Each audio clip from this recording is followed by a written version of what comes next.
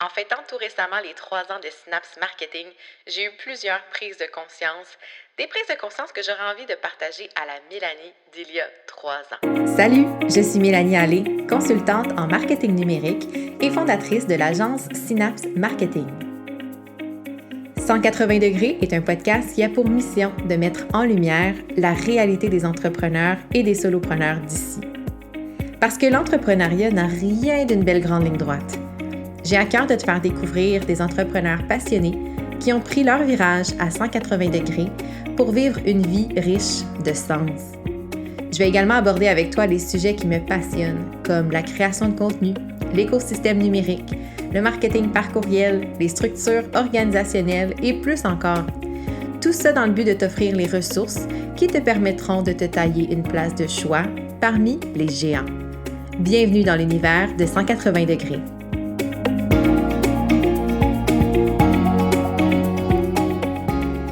Bonjour tout le monde, bienvenue dans ce nouvel épisode de 180 degrés. Merci de choisir de passer les 20 prochaines minutes en ma compagnie. Et aujourd'hui, c'est un épisode un peu particulier dans le sens où j'ai envie de te partager finalement les réflexions des 3 dernières années, en fait, de mon bilan finalement des 3 dernières années. Parce que si tu me suis sur les réseaux sociaux, tu as pu peut-être voir passer que le 19 avril dernier, j'ai fêté les 3 ans de Synapse Marketing. Ça peut avoir l'air un peu futile pour des gens, mais en fait, fêter, je trouve, l'anniversaire de son entreprise, c'est vraiment une façon de marquer un temps d'arrêt et de faire un peu un bilan de qu'est-ce qu'on a accompli finalement. Et je pense que c'est un beau moment pour réfléchir, mettre à l'écrit nos prises de conscience et ce qu'on en retient, nos apprentissages aussi, parce que l'entrepreneuriat, c'est vraiment définitivement de l'apprentissage en continu. Et je me suis dit, tiens, je pourrais partager en fait le fruit de cette réflexion-là sur le podcast. Je suis convaincue qu'il y a des réflexions qui vont peut-être pouvoir t'aider à mettre les choses en perspective aussi de ton côté.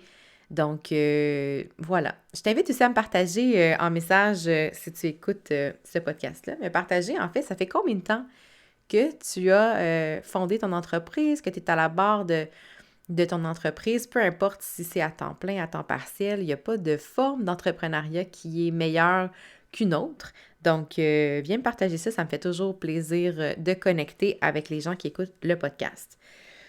Alors, en fait, je parlais de célébrer et ça m'amène naturellement à mon premier point de réflexion. Je pense que ce que j'aurais envie de dire à la Mélanie d'il y a 3 ans, c'est de célébrer plus, de prendre le temps de célébrer chaque accomplissement, chaque milestone finalement est une occasion de marquer le coup. Puis célébrer, c'est pas juste acheter des ballons, acheter des fleurs, c'est vraiment de prendre un temps de ressentir l'accomplissement qu'on vient de faire parce que c'est pas rien. C'est pas rien de quitter son emploi, sa sécurité pour vivre pleinement de ses activités professionnelles. Dans mon cas, je suis partie et je n'avais pas de possibilité, en fait, de poursuivre à temps partiel.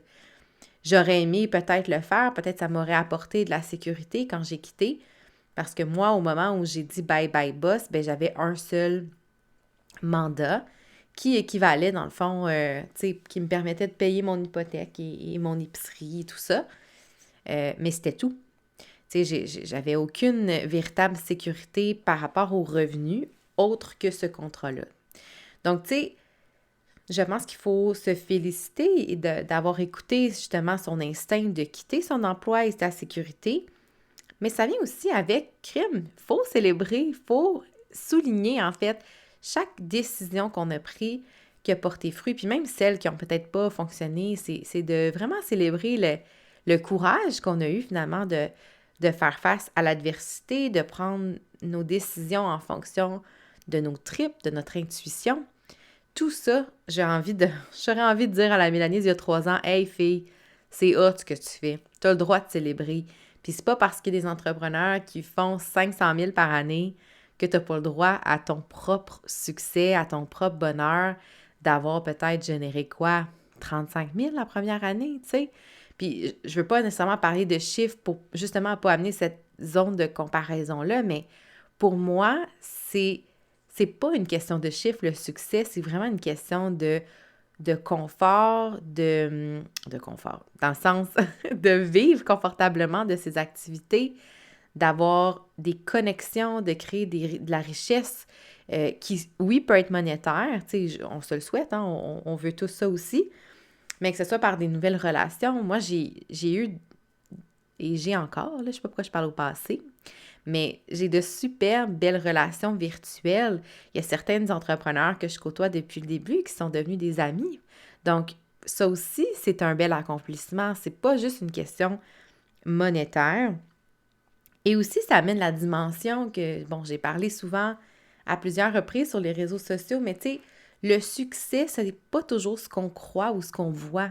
Donc, quand on voit des grands succès sur les réseaux sociaux, il faut toujours se mettre dans une position de OK, mais tu sais, il faut relativiser les choses. Ça fait combien de temps que cet entrepreneur-là est en affaires? Est-ce qu'elle a une équipe? Puis, parenthèse, moi, j'aime beaucoup Amy Porterfield. J'ai comme l'impression que c'est une vibe qui me ressemble en termes d'énergie, de comment j'ai envie d'être perçue. Je ne veux pas me comparer à elle, loin de là. On s'entend que je suis pas...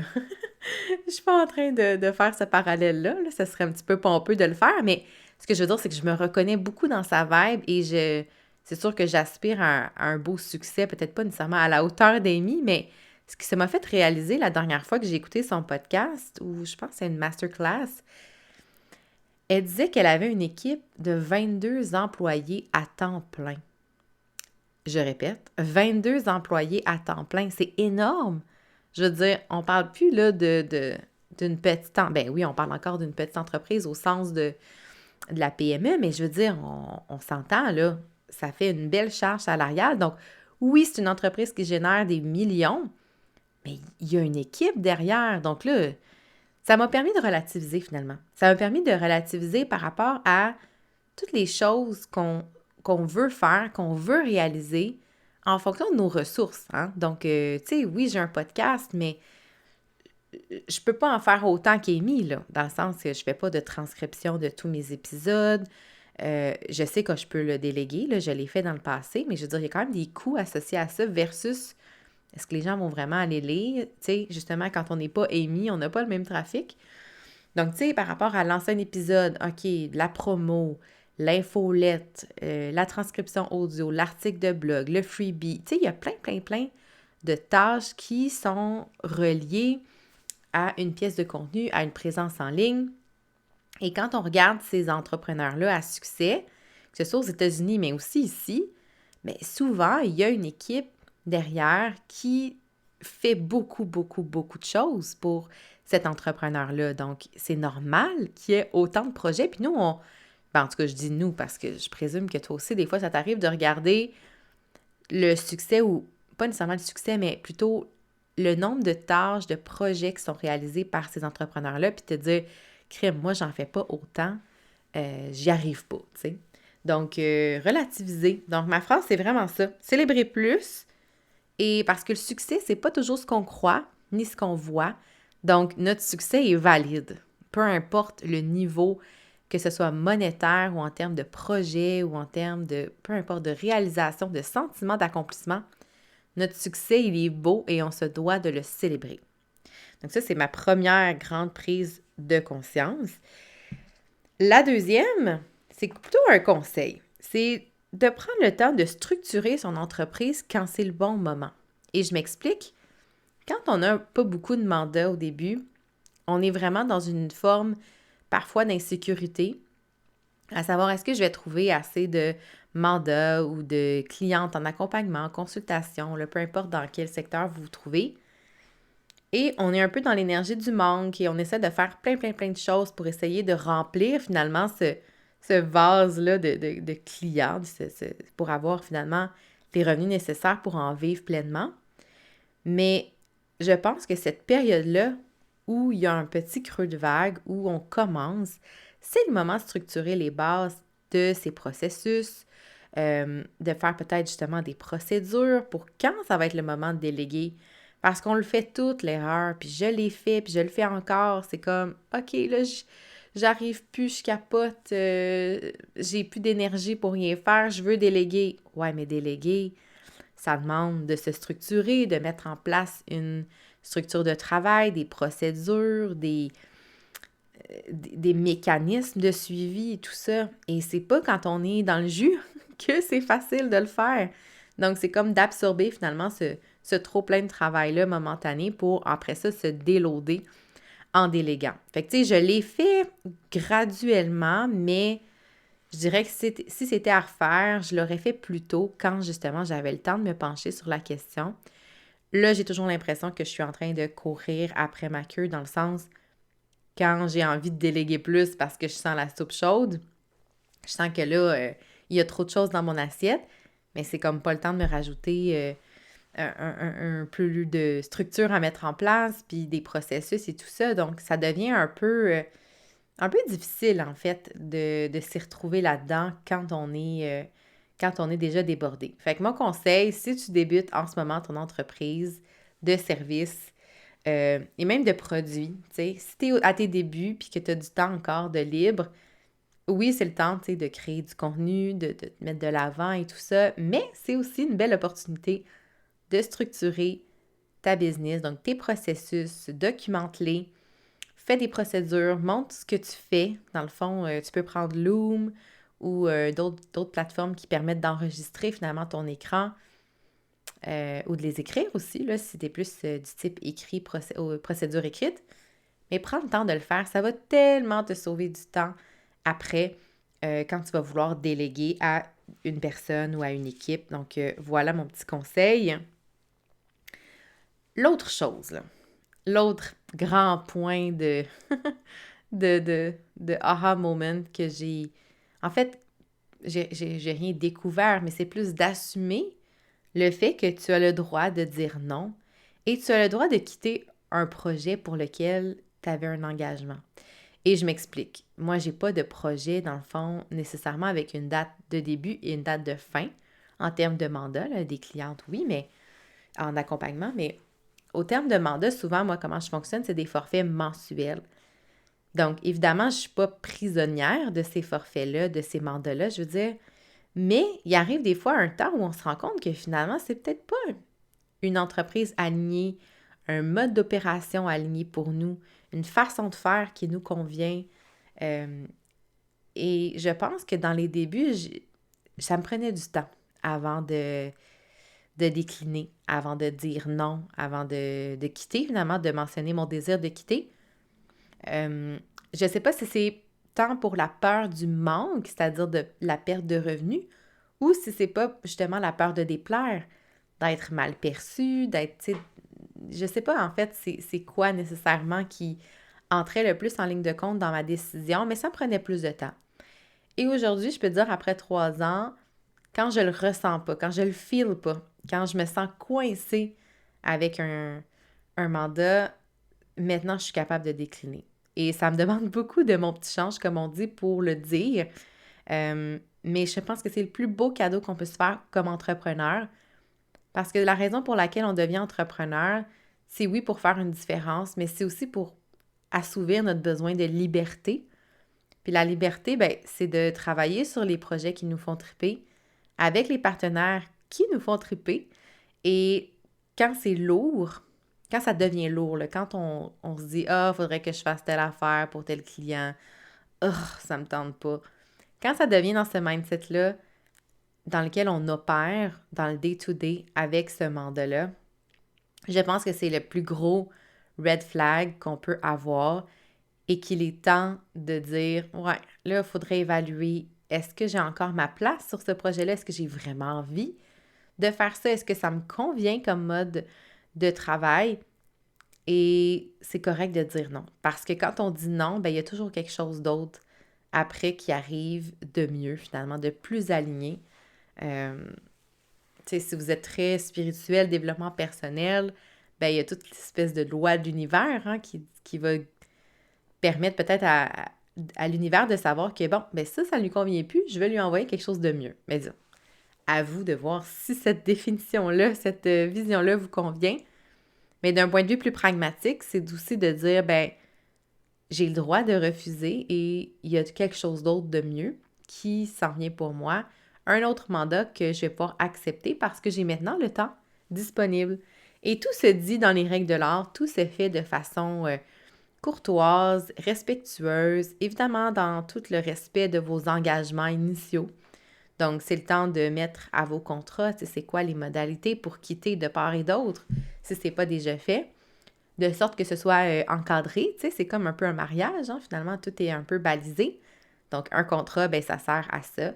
Ou, je dis un contrat, mais ça peut être aussi une clause dans votre devis ou quelque chose qui soit écrit, entendu, pour que finalement, vous puissiez vous, entre guillemets, vous sortir de là facilement et que vous ne vous sentiez pas coincé. Hein? Parce qu'on est entrepreneur, c'est pas pour passer notre vie à gérer des clients qui ne nous conviennent pas ou des dynamiques ou des mandats. Juste le mandat peut ne pas nous intéresser.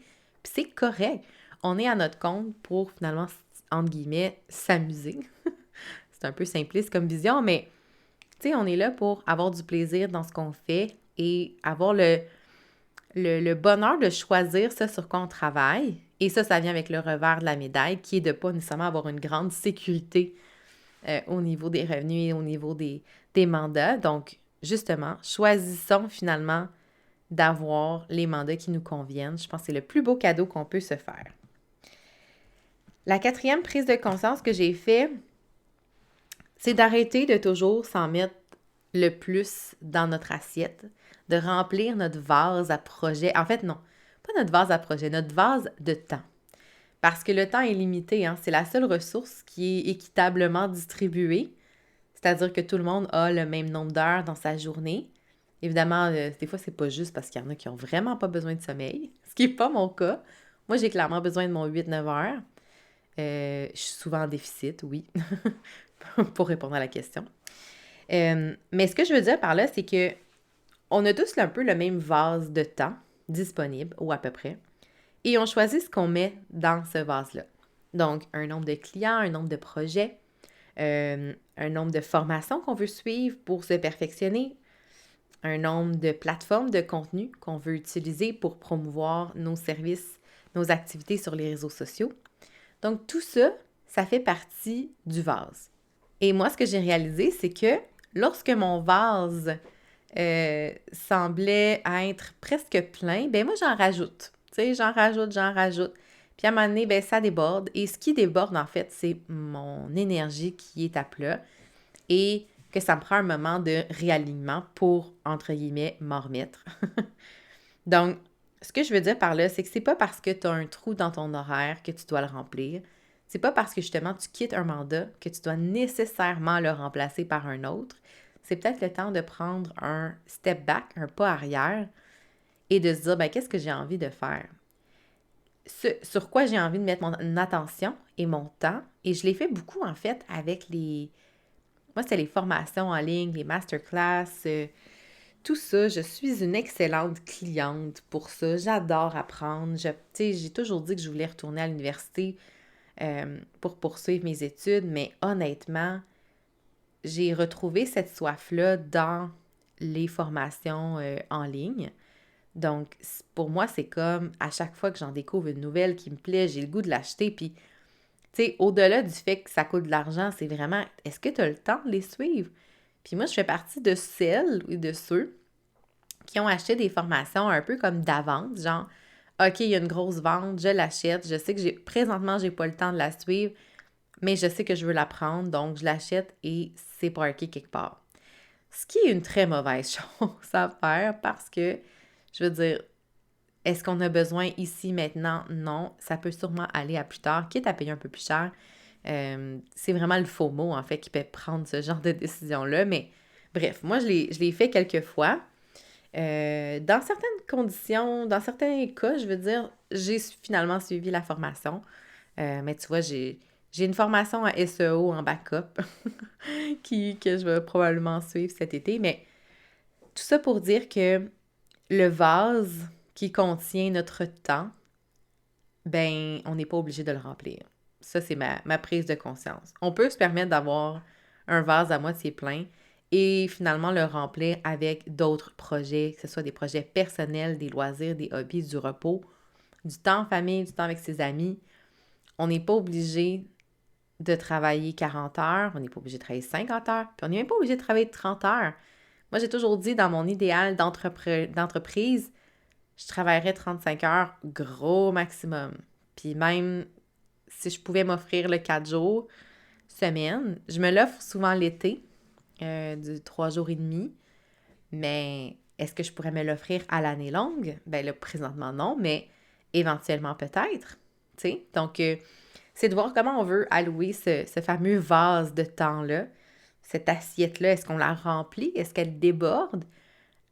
Ou bien on en prend soin puis on s'accorde finalement un peu de vide. Parce que ça peut avoir l'air inconfortable, le vide, mais c'est quand même très pratique pour avoir une vie équilibrée. Et finalement, la dernière prise de conscience de ces 3 années-là d'entrepreneuriat, c'est de choisir ses collaborateurs avec le plus grand soin. De choisir des collaborateurs de cœur, des gens qui partagent votre vision, qui partagent vos valeurs surtout. C'est vraiment important.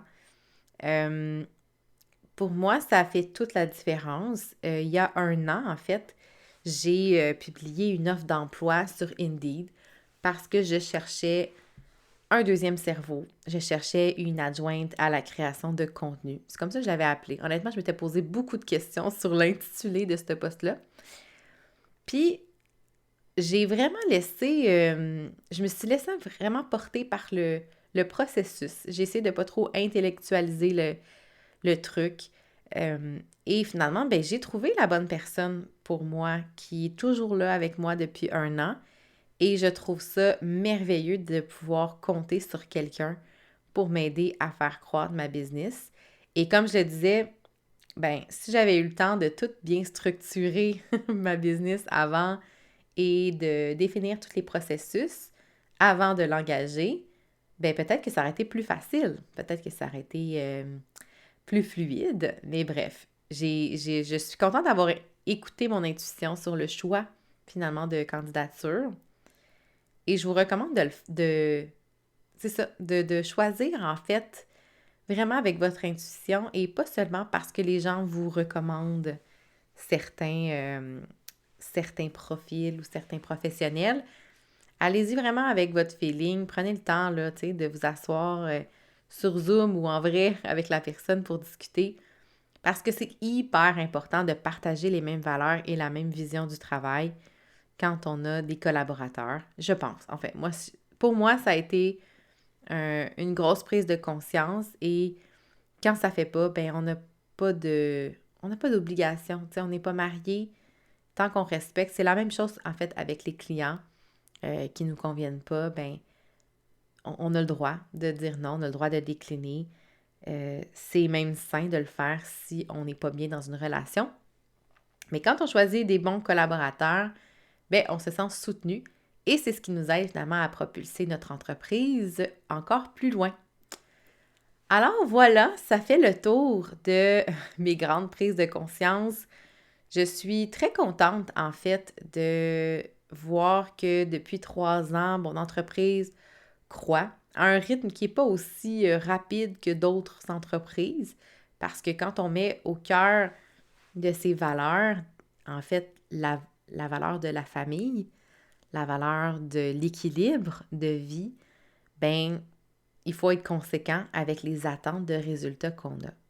Donc, j'ai une business qui est en santé, j'ai une business qui croît et j'ai une équipe à la taille de ce que je suis capable de supporter en termes de processus, en termes de structure et surtout d'énergie. Et moi, ça me fait le plus grand bien parce que quand je me lève le matin, j'ai envie de travailler et j'ai pas une pression immense sur les épaules comme je pouvais avoir parfois lorsque j'étais salariée. Donc, c'est vraiment, je pense, je reviens au premier point, important de célébrer chaque petit pas. Donc, ça fait 3 ans que je vis par mes propres moyens, c'est-à-dire avec mes revenus d'entreprise et ça me comble en fait de bonheur de savoir ça et je te souhaite que ce soit la même chose pour toi. Alors, je t'invite vraiment à venir me jaser en message privé, que ce soit sur Instagram ou sur Facebook. Viens me partager tes réalisations. Ça fait combien de temps que tu es en business? Ça va me faire plaisir de célébrer avec toi parce que je pense que des fois, juste une petite tape dans le dos, ça fait du bien. C'est ce qu'on a besoin. Alors, j'espère que tu as apprécié cet épisode un petit peu plus personnel sur mes grandes prises de conscience, mes aha moments de petit bilan de 3 ans. J'espère que tu as aimé le format. Alors, je t'invite à me partager tout ça en message privé. Et si tu aimes le podcast 180 degrés, bien, la meilleure façon de le soutenir, c'est en me laissant une note de 5 étoiles sur l'application d'écoute que tu utilises. Ça fait vraiment une différence au niveau du référencement. Alors, je te remercie d'avance d'avoir laissé une petite note si c'est le cas. Et je te souhaite une excellente semaine. On se retrouve la semaine prochaine avec un autre épisode de 180 degrés. Bye tout le monde!